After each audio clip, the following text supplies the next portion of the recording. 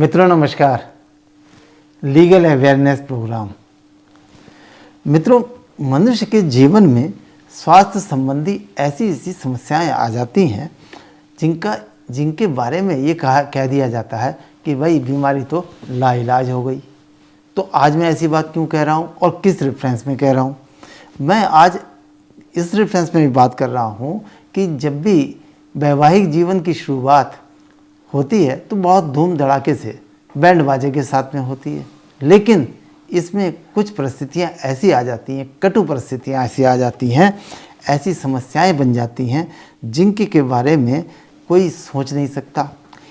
क्या कि शादी हुई धूम धड़ाके से, लेकिन इमोशन समाप्त होने लगे, एक दूसरे के प्रति भावनाएं खराब होने लगी, प्रतिशोध की भावना बढ़ने लगी, एक दूसरे के खिलाफ मुकदमे शुरू हो गए, FIRs होने लगी, लोग अलग अलग हो गए, पति पत्नी अलग अलग हो गए, अलग अलग रहने लगे, लेकिन उसका निदान कुछ नहीं निकल रहा है। समय आगे बढ़ रहा है और समय के क्या 5 साल हो गए, 10 साल हो गए, 15 साल हो गए, 20 साल हो गए और फैसला कुछ नहीं, डाइवोर्स नहीं। चाह रहे हैं डाइवोर्स, लेकिन डाइवोर्स नहीं हो पा रहा है। ऐसा क्यों होता है?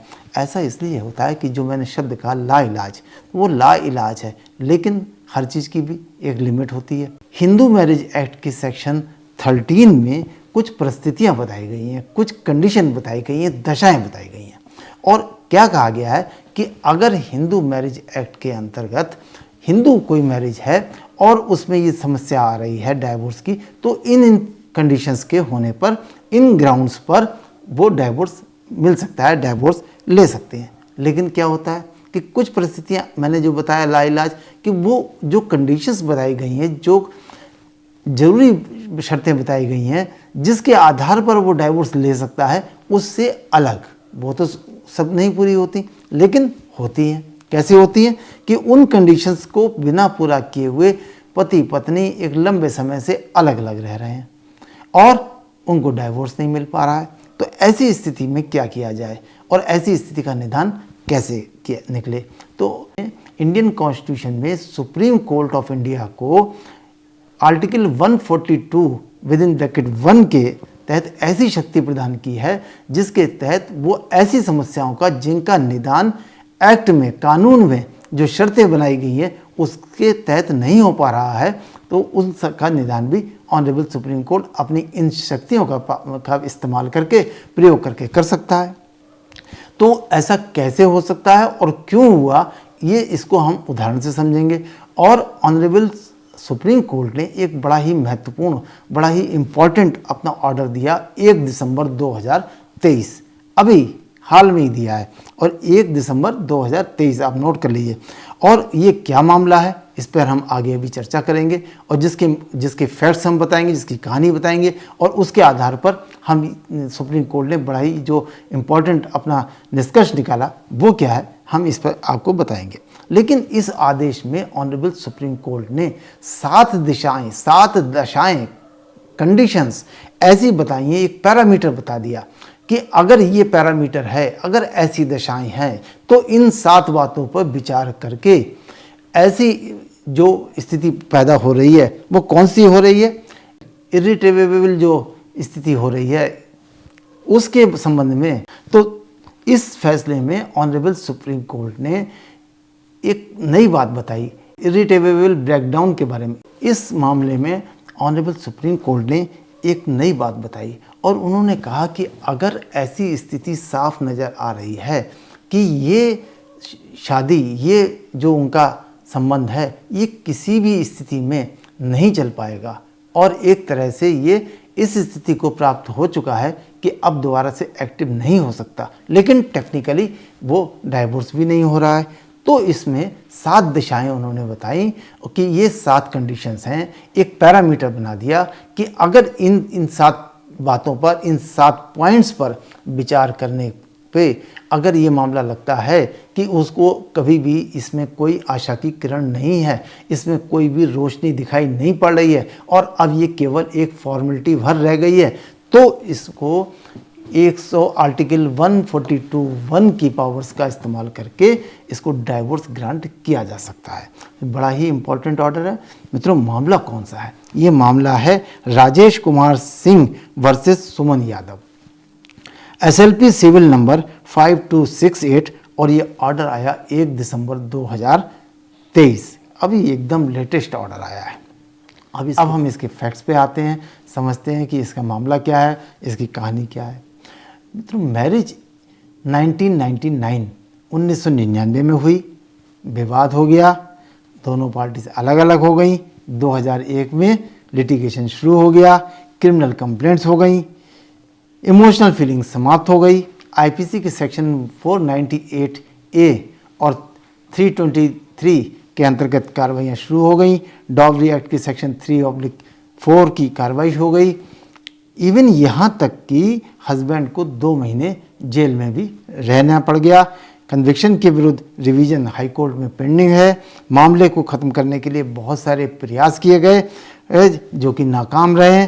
कोर्ट्स द्वारा मीडिएशन भी कराए गए जो फेल हो गए। 20 साल तक हो गया, 20 साल से ज़्यादा का समय हो गया हस्बैंड वाइफ को अलग अलग रहते हुए। अब कोई आशा नहीं, कोई रोशनी नहीं, कोई लाइट इस तरह की दिखाई नहीं पड़ती जिससे कि कोई किसी तरह की उम्मीद बने। स्पष्टता मैरिज जो है वो एक तरह से फेल हो गई। लेकिन ये तो रही फैक्ट्स, वास्तविकता। और उधर दूसरी तरफ सिविल जज के यहाँ डाइवोर्स पिटीशन पड़ी जो कि डिसमिस हो गई। 2010 में हाई कोर्ट में अपील करी गई, वो भी डिसमिस हो गई। मैटर सुप्रीम कोर्ट में आ गया हाई कोर्ट के आदेश के खिलाफ। और अब सुप्रीम कोर्ट के सामने एक बात आई तो ऑनरेबल सुप्रीम कोर्ट ने अपने 1 मई 2023 को एक जजमेंट दिया इसी तरह का।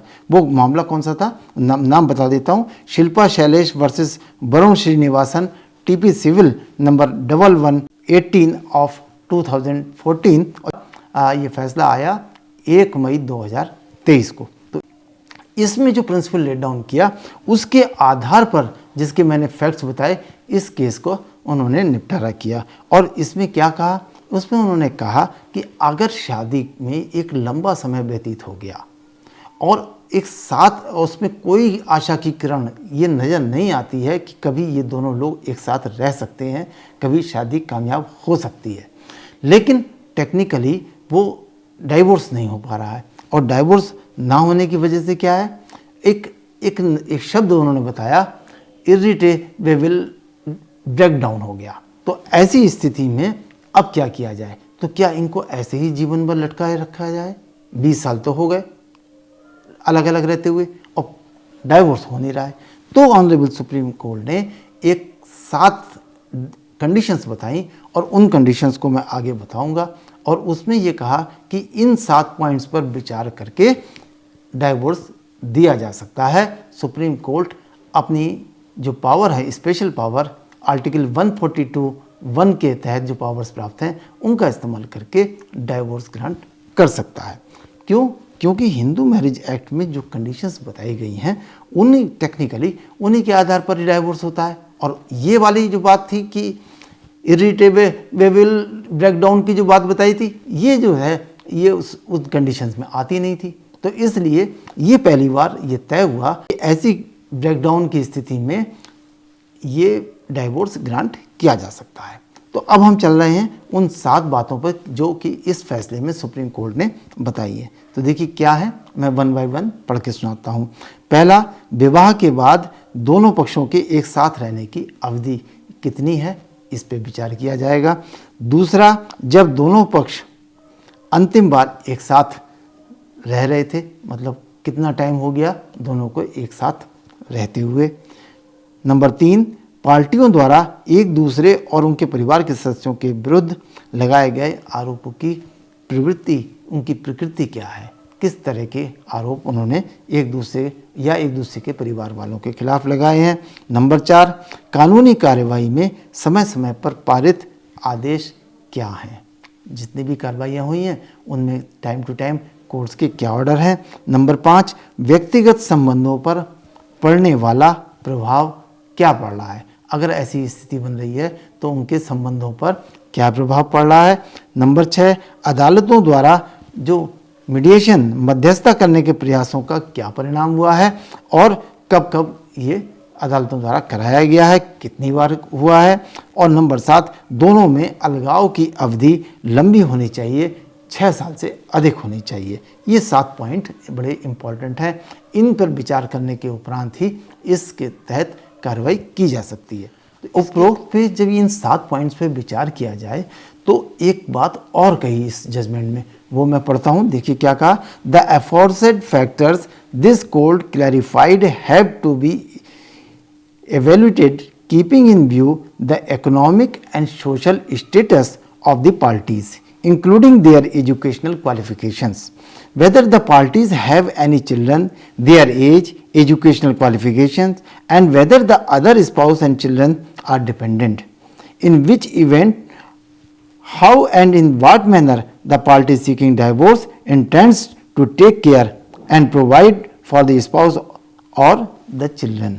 मतलब सामाजिक स्तर, आर्थिक स्तर, पारिवारिक स्तर, शैक्षणिक योग्यता, आयु, समय और भविष्य पर पड़ने वाले असर जैसी महत्वपूर्ण तर्कों पर भी विचार करने के उपरांत ही इस तरह के मामले में डाइवोर्स ग्रांट किया जा सकता है। अब कौन से मामले हो गए, मैंने बता दिया कि हिंदू मैरिज एक्ट में जो सेक्शन 13 में जो कंडीशन बताई गई हैं, टेक्निकली उन्हीं के आधार पर डाइवोर्स का ग्राउंड बनाया जा सकता है, उन्हीं कंडीशंस में डाइवोर्स ग्रांट हो सकता है। लेकिन कुछ परिस्थितियां तो अजीब ही होती हैं जो उससे कवर नहीं होती, तो अब उनके में क्या करें। 10 साल 20 साल का समय व्यतीत हो गया, 6 साल 8 साल जितना भी है वो समय निकलते ही चला जा रहा है और डाइवोर्स ग्रांट नहीं हो रहा है। तब ऐसे मामलों के लिए ये ऑनरेबल सुप्रीम कोर्ट का जजमेंट बड़ा ही अहम है। तो जो परिस्थितियां 7 पॉइंट्स मैंने बताए वो, और उसके साथ में उनका जो सामाजिक और शैक्षणिक और एजुकेशनल स्तर है, वो सब देखकर ये इस निष्कर्ष पे पहुंचा जा सकता है कि बेशक डाइवोर्स के टेक्निकल पॉइंट नहीं बन रहे हैं, लेकिन किसी भी तरह से अब ये शादी रहने वाली है नहीं, ये तो उसका डेड होना निश्चित है। तो इस तरह से जो इसका कोई अब इलाज ही नहीं है, जिसको कहा गया कि लाइलाज है, तो इसलिए इसको इस स्पेशल पावर के तहत ऑनरेबल सुप्रीम कोर्ट के द्वारा, ऑनरेबल हाई कोर्ट के द्वारा इसमें डाइवोर्स ग्रांट किया जा सकता है। अब एक नया क्वेश्चन आता है क्या सुप्रीम कोर्ट में इस तरह की केस में, जिसमें कि मैंने बताया कि वो लंबा समय हो गया है, वो पेंडिंग चला आ रहा है और डाइवोर्स ग्रांट नहीं हो रहा है, तो इसके लिए क्या सीधे सुप्रीम कोर्ट में अप्रोच की जा सकती है?